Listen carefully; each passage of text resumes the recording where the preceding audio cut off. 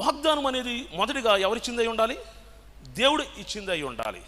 మనం తీసుకున్న ప్రతి ఒక్కరికి వస్తాయి, దేవుని చిత్తంలో ఉన్నా లేకపోయినా ఎవరు తీసుకున్నా వస్తాయి. వాగ్దానాన్ని స్వతంత్రించుకోవడం ఎట్లు? నువ్వు లేచి ఎక్కడి నుంచి అంట?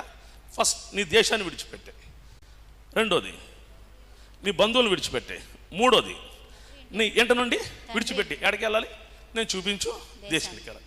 ఇప్పుడు దేవుడు పిలవాల్సి వస్తే ఏమని పిలుస్తారు తెలుసా? నువ్వు లేచి నీ ఫేస్బుక్ ఫ్రెండ్స్ని విడిచిపెట్టి, నీ ఇన్స్టాగ్రామ్ ఫాలోవర్స్ని విడిచిపెట్టి, ఇంకా నువ్వు నువ్వు సెల్ ఫోన్లో ఏమేమి చూస్తున్నావో, ఏమేమి వింటున్నావో, ఏమేమి చాటింగ్ చేస్తున్నావో అవన్నీ విడిచిపెట్టి. అదక్కన విషయం అంటే తెలుసా, యవనస్తులే కాదు పెద్దోళ్ళు కూడా అలాగే ఉన్నారు. తీసుకుంటున్నావు, వాగ్దానం తీసుకుంటున్నావు, నెరవేరుతుందా? నువ్వు ఏదైతే ఇష్టపడుతున్నావో అది విడిచిపెట్టి రాగలిగితే నీకు వాగ్దానం అవసరం లేదు. దేవుడే నీకు ఎన్ని వాగ్దానాలతో తృప్తిపరచగలరో అన్ని వాగ్దానాలతో నీ జీవితాన్ని తృప్తిపరుస్తారు.